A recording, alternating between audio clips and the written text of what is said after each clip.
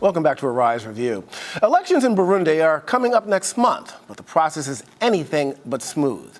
Demonstrations have been ongoing since the news broke that the president would run for re-election. At least 18 people have been killed in the protest. President Pierre Nkurunziza officially filed for a third term on Friday, even though a third term was not allowed by his country's constitution. He is promising that the voting will be peaceful, a promise that is meeting with a great deal of skepticism. Well, the recent elections in Nigeria, conversely, are being celebrated as a shining example of democracy. Muhammadu Buhari will be sworn into office at the end of the month. Nigeria's newspaper This Day is reporting that the United States will be represented at the ceremony, perhaps by First Lady Michelle Obama or Vice President Joseph Biden. Well, the Rise News correspondent Deji Badmus is on the phone in Lagos. I guess the excitement, Deji, is building about the transition.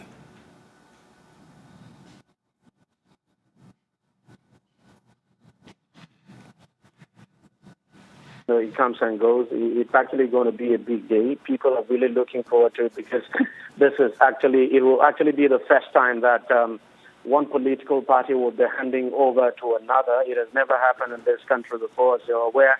The People's Democratic Party has led this country for the past 16 years, since 1999, when democracy returned here. And so for the first time, as a matter of fact, for the first time in the history of democracy in Nigeria, we're having a change of power now from one party to another political party. So people are looking forward to it with great expectation and excitement.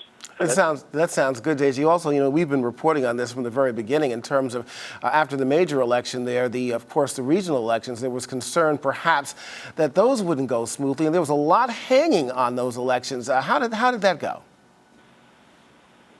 Well, I didn't get that now. You mean the regional elections? Yes. Well, the regional elections went well. Of course, it turned out controversial in some cases, and some of the results have been disputed. Some of the candidates who lost have actually gone to court to challenge the outcome of the election. So the regional elections didn't go as smoothly as you would have expected, at least not as smoothly as the presidential election. But all the same, it turned out a big loss also for the People's Democratic Party because the People's Democratic Party lost quite a number of states.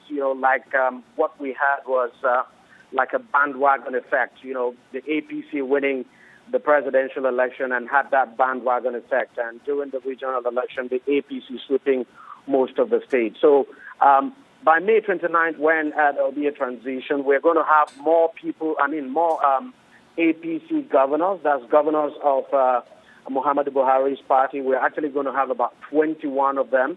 In the past, before now, it used to be the PDP. The PDP used to dominate.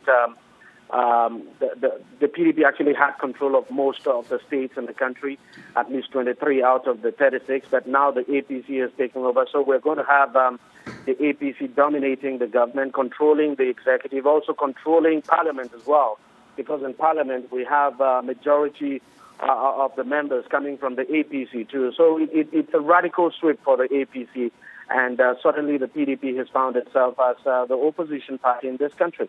Right, I tell you, Deji, of course we know if we witness politics anywhere in the world, the political road can often be very bumpy. I'm sure it's obviously the same, in Nigeria.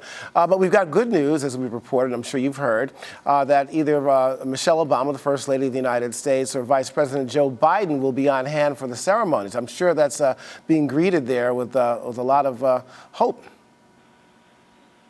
Yeah, you're absolutely right. I mean, people are really happy and people are positive. And, some people have gone ahead to say, well, it actually shows that the United States has enormous confidence, not just in the democratic process here, but also has enormous confidence in the president-elect as Muhammadu Buhari. It's quite a long time that the United States had sent such a powerful delegation. It's the first time it will actually be sending such a powerful delegation.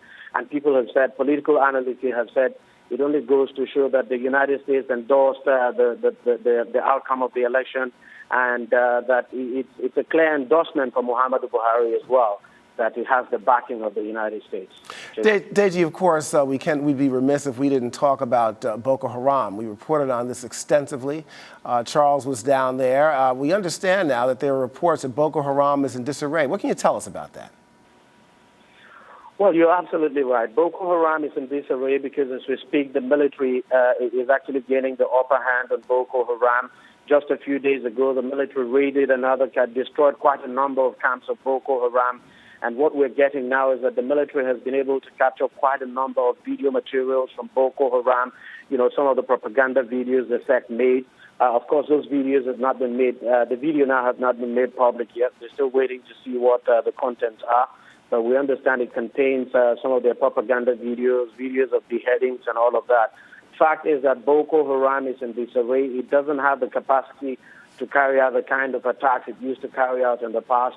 And the military is giving every assurance that probably before the end of, before the transition program, that's on the 29th of May, it would have been able to take over the forest completely and destroy every Boko Haram in that Sambisa forest and possibly get more Nigerians.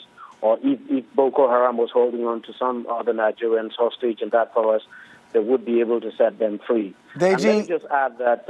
Deji, we're quickly running out of time, and that's good news on Boko Haram. If you give us quickly an update on the good news coming out of Liberia from the World Health Organization. Yeah, I mean, from Liberia, you know what has happened in Liberia. Liberia, of course, the World Health Organization actually is declaring Liberia Ebola-free, and not a surprise because Liberia has actually worked very hard to get to this stage. And the whole of Africa is relieved because experts would always tell you that, look, if any part of Africa was in problem, because of the way Ebola is transmitted, then it could affect anywhere. Take your mind back to how Ebola got to Nigeria from that Liberian man. So it's actually a good news that Liberia is being declared Ebola-free. People are relieved, and it's a clear sign that Africa is now effectively winning the battle against Ebola. And of course, people are breathing a sigh of relief about that, as you mentioned. Deji, Badmus, thank you so much as always, sir.